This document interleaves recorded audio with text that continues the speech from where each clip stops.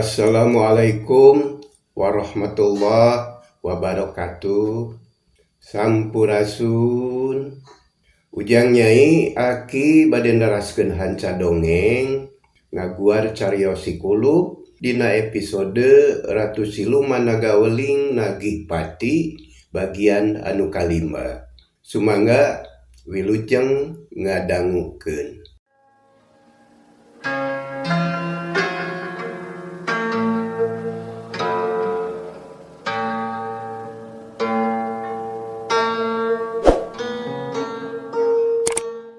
Dina bagian kaopat, Sikulub keur aya di satengahing perjalanan. Sejak ngajugjug ka nagara Siluman Nagaweling ngagunakeun pituduh jalan mangrupa lacak si badang sabatur-batur. Tapi barang geus nepi ka tapel wates, lacakna dirupus ku wadia balad keong racun anu dijejeran ku si Sanil. Atuh Sikulub kapaksa ngaraneg heula bingung. Teu wani gagabah lumampah bisi matak cilaka. Ari keong racun anu lobana tanpa wilangan beuki deukeut ka Sikulub. Dasar jurig, aya-aya wae kalakuanana teh make jeung ngirim keong sagala. Ieu mah lain anteppeun. Sabab yakin lain keong sakeong-keongna tangtuna oge keong siluman. Ceuk Sikulub bari terus mundur lalaunan. Sabab keong anu ngarayap beuki deukeut wae sarta lobana tanpa wilangan. Barang keur anteng menitenan kalakuan keong anu ting karayap dina taneuh, dina punduk Sikulub aya anu tiis ngagarayam semu ateul. Barang karasa langsung diusap, anagep tetela keong geus aya anu tepi kana punduk. Teu asa-asa kep dicekel, hiuk dibebeutkeun sataker tanaga. Gejrot bucat mancawura, cangkangna nepi ka bubuk tina awahing ku tarik mebeutkeun. Aram jadah sia keong edan, culangung deuleu. Aing teu bebeja heula, nyaho-nyaho geus dina punduk jurig teh. Sikulub kukulutus terus luak lieu ret ka tukang aya keneh taneuh anu can katincak keong terus mundur. Karek oge ajeg nangtung geus karasa deui anu ngagarayam dina cangkeng. Ieu mah rada getek ku Sikulub diusap, barang gap tetela keong deui bae. Atuh kep dicekel, hiuk gejrot dibebeutkeun ka wastadi. Keong bucat hancur mancawura. Teu kungsi lila karasa deui dina tuur aya anu ngagarayam. Hiuk gejrot gap deui kana keong anu dina tak-tak. Hiuk gejrot, hiuk gejrot. Kitu jeung kitu bae meunang sababaraha kali Sikulub mebeutkeun keong satakar tanaga bakat ku ambek. Lila-lila karasa capek, napasna maninga hegak. Kesang ngucur saluar awak. Sikulub sadar geuwat istighfar. Astagfirullahalazim. Aing katipu kaya kieu mah ieu. Jadol teh.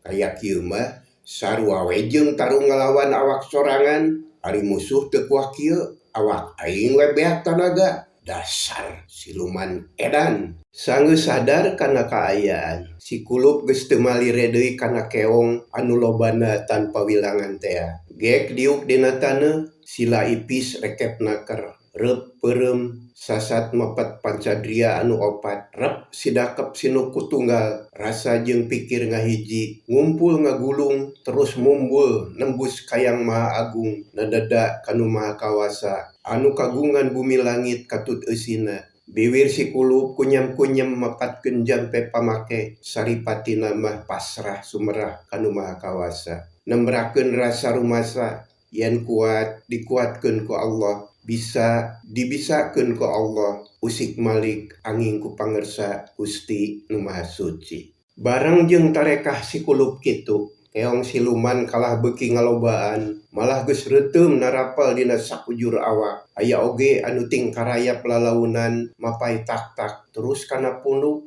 maju ka luhur kana sirah.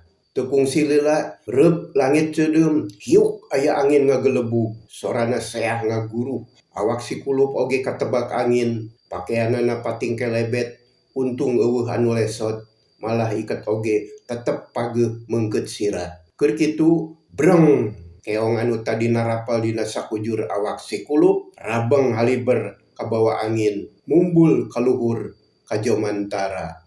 Di tempat sejen nyatana di tapal wates nagara siluman nagaweling si Badang jeung si Badeng tetep nagen ngajejeran wadia balad ngadagoan hasil pagawean si Sanil. Sabot kitu datang angin ngaguruh di kajauhan langit katempona semu hideung beuki deukeut beuki sidik tetela keong anu lobana tanpa wilangan rabeng haliber kabawa angin. Samemeh si Badang jeung si Badeng sadar gebut aya nu ragrag ti Jomantara terus ngoceak bari gegerelengan awakna ngebul ku haseup. Wah! Wah! Panas! Cenah. Barang geus cicing ku si Badang jeung si Badeng disampeurkeun. Tetela si Sanil anu murag ti Jomantara teh. Wah, kunaon sia Sanil? Ceuk si Badang bari molotot kaget. Panas. Si Sanil teu ngajawab bener, kalah nyebut panas sababaraha kali. Awakna ngebul keneh ku haseup bodas, kawas anu tas kaduruk. Samemeh aya anu ngomong deui, puruluk hujan keong. Manis seah ngaguruh bakat ku loba. Geus kitu mayak dina lemah, ngabarak kawas batu koral nutupan jalan. Nenyok kitu si Badang colohok, sungutna calawak, tapi teu soraan bakat ku reuwas jeung helok ku kajadian kitu. Akhirna Pok ngomong, Badeng, nya bener euy, manusa teh teuas pisan. Buktina ieu si Sanil jeung baladna teu walakaya euy, kalah tutung kawas kaduruk. Nya bener Kang, terus urang kudu kumaha ayeuna? Temal si Badeng. Teu kudu loba mikir, timbalan ratu jentre pisan. Si kulup manusa edan teh kudu dipodaran. Kumaha bae carana mah? Tah, kitu, Badeng. Heug lah, nah ada moal mundur. Tapi si kulup teh rek dipegat di dieu bae atawa rek dijorag ka ditu. Ceuk si Badeng, manehna tetep nungguan putusan sangkan puguh migawena. Cicing di dieu, pan geus puguh, si Sanil oge kalah balik tutung tah. Oh, nya heug atuh. Si Badeng teu nanya deui, manehna sejatumut kana parentah si Badang. Ari si Badang gura-giru marentahkeun 2 prajurit pikeun nulungan si Sanil terus dibawa init rek diubaran. Anu sejen diparentahkeun sina leuwih tatan-tatan. Wadia balad dibagi 3 barisan sarta ditempatkeun make pola jurus silangir ireng. Wadia balad teu talangke kabeh bagerak luyu jeung parentah si Badang kawantu prajurit petingan anu geus asak latihan. Kocapkeun si kulup anu tadi tas merangan wadia balad keong siluman. Harita teh masih keneh diuk dina taneuh, sila ipis rekep naker. Ku si kulup kadenge jeung karasa jelas. Sora angin geus simpe, hawana karasa seger kana awak. Lalaunan beunta kalayan ati-ati, breh kaayaan sabudeureunana ayem tentrem ti kajauhan kadenge aya sora manuk patembalan jeung baturna. Malah teu kungsi lila aya angin leutik ngahiliwir, angin asli ciri maneuh di pagunungan. Alhamdulillah geuning teu burung kalabur curig teh, ceuk si kulup. Terus cengkat lalaunan jedeg-gedeg nangtung bari babatek sabab sakujur awak asa carangke. Tapi duh, lapur kaya kieu mah ye, lacak siluman jadi leungit. Si kulup katara bangun bingung. Lantaran asa leungiteun tapak, teu boga patokan pikeun ngajugjug ka nagara siluman Nagaweling. Rada lila si kulup ngajanteng di dinya. Panonna nitenan kaayaan sabudeureun lamping Gunung Susuru. Bari ngimpleng sugan aya ciciren anu sakira ngalancarkeun kana jalan anu dituju. Akhirna breh kaciri aya gawir anu nangtawing anu katenyo ku si kulup mah loba keneh batu batan jujukutan komo ari tatangkalan jangkung mah eueuh. Nurutkeun taksiran si kulup di palebah dinya aya liang guha anu sanget jeung geueuman. Moal salah deui pasti kadinya jurig teh baralikna. Kitu cek si kulup. Terus singkil mageuhan iket sarta mariksa endong jeung eusina. bisi aya pakakas anu leungit utamana pesobalati jimat tea warisan ti Aki Soman. Samemeh ngamimitian ngalengkah nitenan heula kaayaan di dinya malah magap kana tangkal kaso anu geus kembangan ku si kulup dipiteskeun satangkal terus disampaikeun kana batu minangka ciri yen manehna kungsi ngaliwat ka dinya. Sanggeus tarapti si kulup ngucap bismillah terus ngalengkah kalayan ati-ati ngan jalanana ratas ngadadak milihan anu bisa disorang sabab rarumpil loba batu seukeut jeung bala kurarambu leuweung. Ari tempat anu jadi tujuan utama nyaeta gawir batu anu nang tawing tea. Atuh jalan anu disorang teh beuki lila beuki nanjak. Tapi lamun kahalangan ku batu gede, kapaksa mengkol nguliwet neangan anu bisa disorang. Geus kitu nanjak deui. Kitu jeung kitu we meunang sababaraha jongjongan mah. Akhirna anyog kanu rada datar meusan si kulup ngarandeg heula. Terus nitenan deui kaayaan sabudeureun cek taksiranana aman. Sarta geus bener nyorang ka dinya da sidik beuki deukeut kanu dituju. Sabot kitu jorelat aya orang hideung kira-kira sagede indung suku ngaleor gancang teu jauh ti si kulup. Blus kana rungkun manjah terus namah ngiles teuing ka mana si kulup ngarenjag nenjok kitu teh. Haduh, orai gejul ngareureuwas wae sia. Tapi aing kudu leumpang deui bisi burit manten. Ngan edas ieu jalana beuki nanjak bae. Tapi aing mah moal mundur, aing kudu terus maju. Ti kulup ngomong serangan. Terus leumpang deui kaayaanana kawas tadi. Sakapeung seseleket kana sela-sela batu. Sakapeung nyuai-nyuaikeun manjah jeung kaso. Sakapeung kapaksa kudu gugurawilan muntang kana tangkal malaka. Tekung silila beras kanu rada lempar, si kulup narik napas jero, hatena asa guligah. Gandeang leumpang tenang naker, tapi karek oge sababaraha lengkah, breh nenyo tangkal kaso anu tadi dipiteskeun tea. Nyampai dina batu, atuh rek si kulup ngarandeg panonna melong kana batu, terus rarat reret, gebeg ngarenjag. Astagfirullahalazim. Nah aing balik deui ka dieu. Ya Allah, kata limang kayak kieu mah yeuh. Pasti ieu mah kalakuan siluman edan. Haduh, aing katipu ieu. Awas ya, jurig. Si kulup nepak tarang, tepi ka ngajeplak, gek diuk dina batu. Saliwat mah si kulup teh aral, tapi lila-lila kapikir deui, musuh anu keur disanghareupan teh lain manusia, tapi siluman. Tangtuna oge moal dilawan ku lahir wungkul. Tapi kudu metakeun akal tarekah sarta ngaprukeun ilmu panemu pikeun meruhkeun para lelembut. Nya bener, salah aing teh ieu. Ari kudu seseleket kana batu jeung gugurawilan dina gawir mah edas. Aing hampir katipu deui ieu. Apan geus puguh, musuh mah awas ka aing. Ari aing teu awas ka musuh. Sanggeus kapikir model kitu, si kulup nangtung bari singkil, niatna geus buleud rek ngagunakeun cara sejen. Harita si kulup nangtung ajeg suku reket sirah tungkul panonna peureum. Ari dua dampaleungeun dirapetkeun handapeun gado. Kalayan husu jero hate naneda kanu kawasa sangkan niatna dikabul seja mukakeun lalangseh gaib. Hayang awas ka alam lelembut ku cara mapatkeun aji jayeng katon. Hiuk aya angin leutik ngahiliwir nebak kana awak si kulup karasana nyecep tiis matak seger.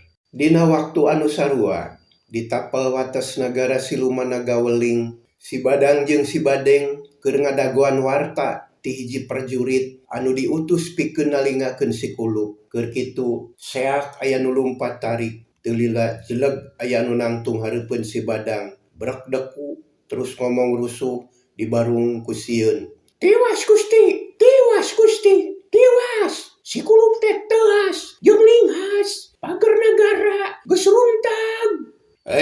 Syukur sia gurag giru bebeja ka aing. Ayo mundur. Cek si Badang bari nunjuk ka tukang. Atuh belecet utusan teh lumpat ka tukang bangun sieun. Ari si Badang ngacungkeun leungeun ka tuhu, Gerok ngagorowok bedas. Langgir ireng, maju, maju. Borudul wadia balad siluman orai teh maju bareng. Polana kawas lampah langir. Dihareup tengah dijejeran ku si badeng. Dihareup kenca jeung katuhu rada ti heula dijejeran ku hulu balang anu gagah sakti. Ditukang minangka buntut langir anu mamatihna dijejeran ku si badang. Bareng jeung kitu aya angin seah ngaguruh marengan perjurit siluman orai hideung anu maju ka medan perang. Ari si kulup harita teh geus dikabul sapaneja. Lalang segaib geus muka. Manehna bisa lunta ka alam lelembut, nyaba ka alam siluman. Sakumaha ilaharna di alam manusia. Harita oge kitu si kulup lempang nyorang jalan satapak paranti lalar liwat urang dinya. Datar tur bersih, kawantu teu jauh ti lembur anu engkena bakal nepi ka tapal wates nagara siluman. Alhamdulillah, teu burung laksana bisa nicak alam deungeun ya. Cek si kulup bari lempang salsenaker. Tapi barang keur jongjon kitu, ujug-ujug burudul ratusan perjurit anu samakta pakarangna narajang bareng ka si kulup. Bari ting jorowok patarik-tarik mata keung. Nenyok kitu reg si kulup eureun, terus taki-taki masang kuda-kuda siap sadia pikeun ngayonan musuh anu ujug-ujug aya hareupeun. Walah, ieu mah lain lawaneun ku tanaga, jigana kudu ku ieu. Cek si kulup bari ngodok endong. Ku siwel ngabijilkeun peso balati teh dicekel ku leungeun katuhu. Seseukeutna kahandapkeun peureup ari leungeun kenca numpang dina bujal. Geus kitu rikat ngabebenah kuda-kuda, suku katuhu dihareup, suku kenca ditukang, panon neuteub seukeut ka hareup metakeun sima. Bareng jeung kitu kunyam-kunyem mapatkeun jampe pamake, dipungkas ku ngucap basmalah jeung doa panyinglar orai. Bismillahirrahmanirrahim. Hiup, wut, leungeun katuhu anu nyekel peso balati sakilat pindah ka hanapeun dada. Congo peso lempeng ka hareup. Gerakanana bareng jeung suku kenca anu maju nyerong. Burinyai aya cahaya matak serap ngabarasat tina congo peso balati. Dibarengan ku sora seah ngaguru. Awor jeung tingkoceakna balad si badeng, prajurit anu sakitu lobana rabeng kawas kalakai katebak angin. Terus marurag ninggang baturna atuh rame tingkoceak. Les wadia balad si badeng anu sakitu lobana teh leungit tanpa lebih, ilang tanpa karana.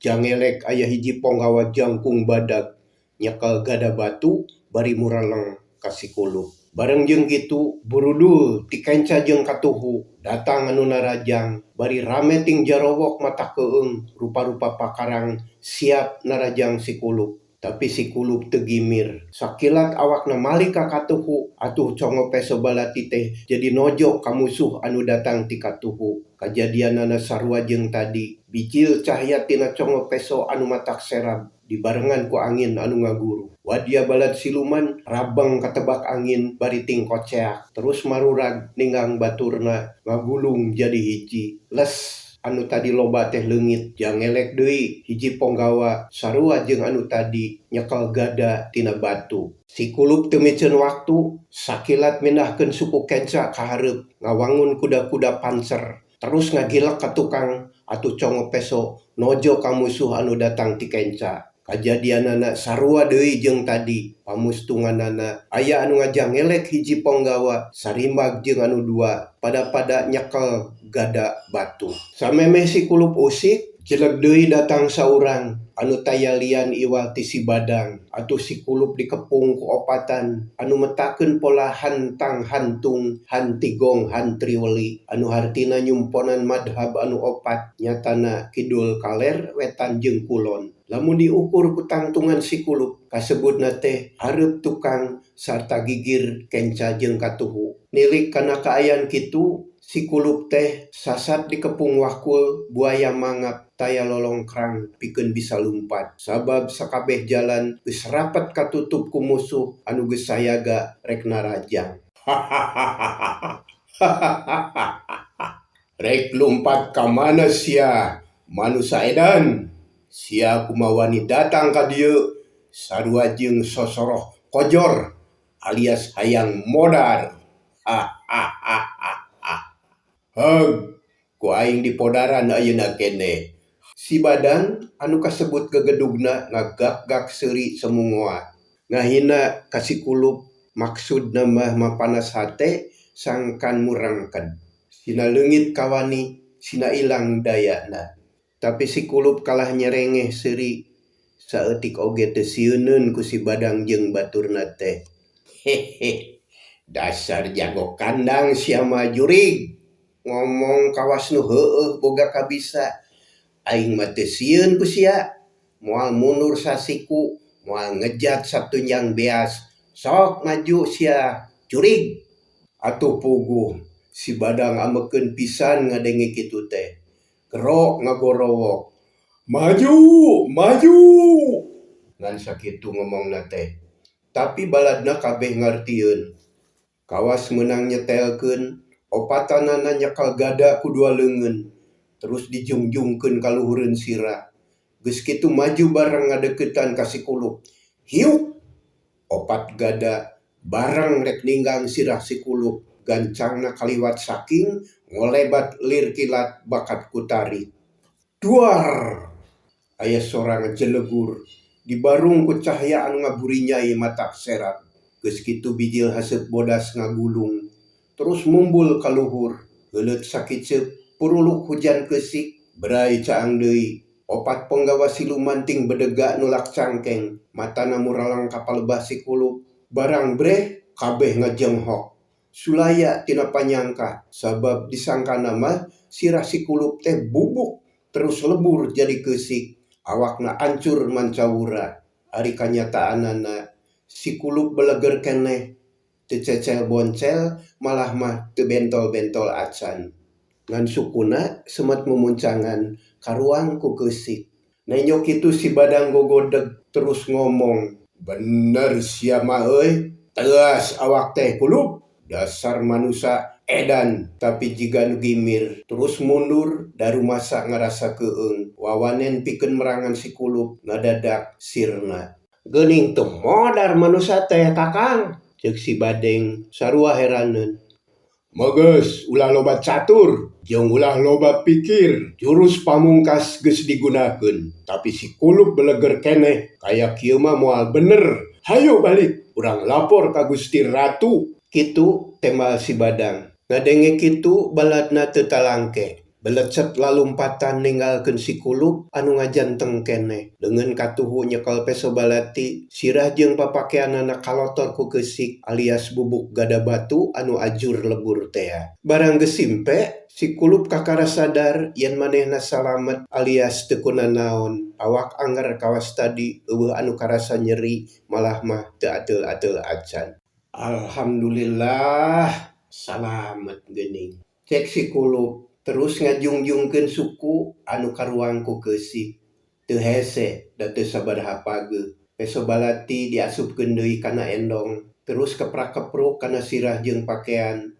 Ngeprukan keusik anu narapel. Dasar siluman belegug, edan jeung bodo kabina-bina. Hehe, disangkana hulu aing teh tuas. Padahal gada eueuh nu nepi kana hulu aing teh. Si kulup ngomong sorangan. Bari ngusapan sirah jeung mageuhan iket. Memang bener harita teh ponggawa siluman anu opat ngaheumbatkeun gada anu sarua gedena jeung sarua tarikna. Kabeh ditujukeun kana sirah si kulup. Datangna bareng kira-kira 2 jengkal luhureun sirah. Pabentar tarik naker nepi ka ajur mancawura. Bubuk jadi keusik. Ari sirah si kulup mah teu kuna naon da memang gada teu keuna. Tak kitu kejadian anu sanyana. Cag urang tunda heula ka ayan si kulup anu karek rengse ngayonan balad siluman. Kacaturkeun si Badang sabatur-batur, harita teh geus nepi ka karaton Ratu Siluman Nagaweling. Kasangpak teh sang ratu keur aya diuk si Dengdang dina kursi gading gilang kancana, dideuheusan ku para ponggawa pangawal ratu. Ari si Badang sapara kanca brek deku cedok nyembah anu tiluan tarungkul bangun ajri ngan si Badang anu wani laporan teh. Kaula nun Gusti, awon anu kapiunjuk. Naon sia Badang? Awon deui ngomong teh. Irah rek alusna ha. Ratu Siluman Nagaweling nepi ka cangkat. Terus nangtung nulak cangkeng bakat ku amek. Tiwas Gusti, Cikulup teh yakin. Teas. Teas kumaha? Aing mah banget teu ngarti, belagu. Ditanya kitu teu tata pasini deui. Derekdek si Badang ngadadarkeun pangalamanana ti mimiti nampa timbalan yen kudu maehan si Kulup nepi ka danget harita ditetek imeut teu aya anu kaliwat. Tah kitu kaula nun Gusti, cek si Badang mungkas omonganana. Barang ngadenge laporan kitu, Ratu Siluman Nagaweling budal amarahna. Seak najong ka si Badang anu keur tungkul. Geduk curalit. Wah! Si Badang ngoceak. Terus mengpeunan beungeutna kuniang hudang lalaunan. Brek deku deui nyembah. Ampun Gusti Ratu, sadaya-daya. Si Badang teu wani ngalawan. Kalah nyembah acong-acongan. Baladna ngadeg-deg sieuneun. Kabeh rumasa teu mampu newak si Kulup. Kurang ajar bangsat manusia edan kayak kieu mah aing anu kudu maju jurit. Hei Badang, Badeng, jeung sakabeh ponggawa. Kade tungguan salaki aing bisi aya manusia anu ngabongohan. Aing rek modaran si Kulup. Dawuh timbalan, unyuk sumangga Gusti Ratu. Tema si Badang, kitu deui anu sejen reang nemalan sejak tumut kana timbalan ratu. Geus kitu mah teu loba catur deui. Ratu Siluman Nagaweling kaluar ti karaton. Baranggok kalawang, didinya geus aya sato tutumpakan ratu. Awak jeung sukuna wujud kuda, tapi huluna mah orai. Rupana beureum semu hideung. Gajeleng Ratu Siluman Nagaweling luncat kana tonggong kuda, jelek diuk. Belesat kuda teh lumpat jika teu napak kana lemah. Kituna teh kajurung ku jiwa sang ratu. Anu sasat mangprung kajurung ku nafsu, lumpat dibarengan ku amarah. Neuteuli ijit pisan ka si Kulup. Mangprungna kuda siluman dipirig ku angin anu sorana seah ngaguru. Dangdaunan anu kaliwatan nepi ka rabeng ngaliber. Taneuh ngalebu mumbul ka luhur. Patema-tema jeung sora suku kuda anu lumpat. Paselang deui jeung sora kuda anu sorana aheng. Semu ngaheos tapi geueuman. Tetela teu kungsi lumampah jauh kuda siluman teh. Ku anu tumpakna dikenyet atuh reg eureun. Suku hareupna ngajaul, huluna dangah bari disada pikasieun. Breh dihareup aya hiji jalma anu keur lempang bangun salse. Anu tayalian iwal ti si Kulup, anu geus lumampah deui rek ngajorag ka Ratu Siluman sejama pakeun marna salaki irah tea. Barang amprok jeung kuda siluman. Si Kulup oge ngaraneg bari jeung reuwas. Panonna melong kana kuda bari pok ngomong. Walah, hebat oi. Di nagara jurig mah kuda teh anehnya. Ari awak jeung suku kuda, ari huluna orai. Jika cocokan budak. Kituna teh bari neuteup kanu anjeusleun dina tonggong kuda. Nyatana Ratu Siluman Nagaweling.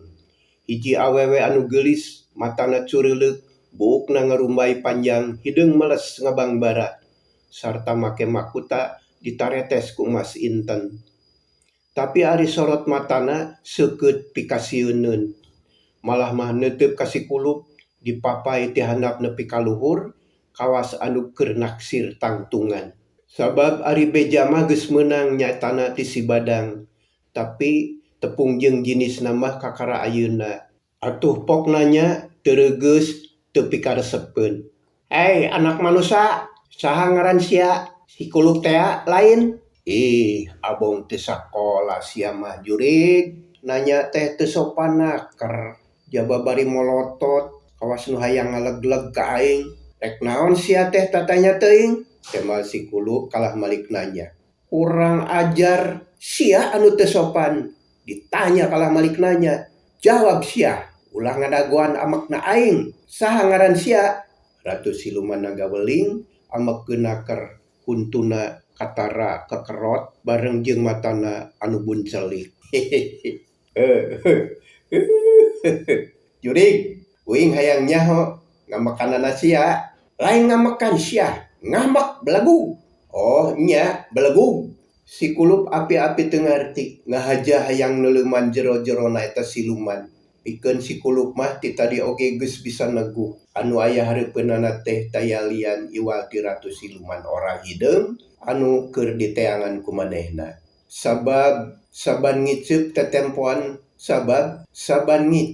tetempoanana sok gonta-ganti sakapeung nenyo awewe geulis tumpak kuda anu huluna oray tea. Tapi sakapeung mah nenyo oray hideung sagede bitis kolot huluna make mahkota culeungeu melong ka manehna.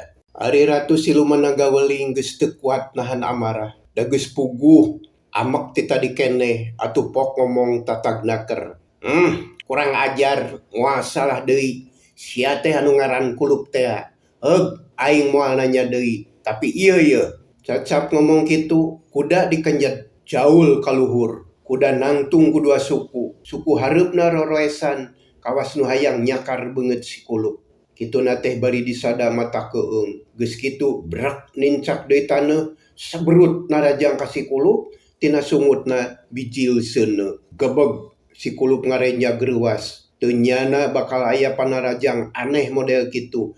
Gajleng luncat ka gigir nyingkahan panarajang. Wus!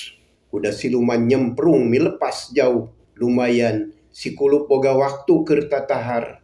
Kusiwal ngabijilkeun peso balati terus tatan-tatan rek ngayonan kuda siluman.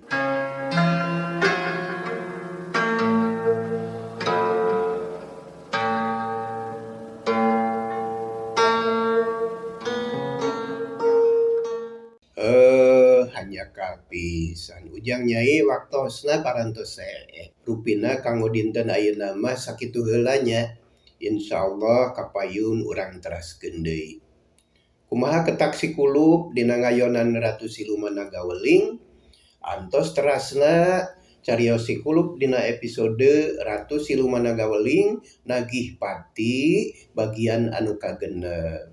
Sakitu anu kapihatur, permios, jag.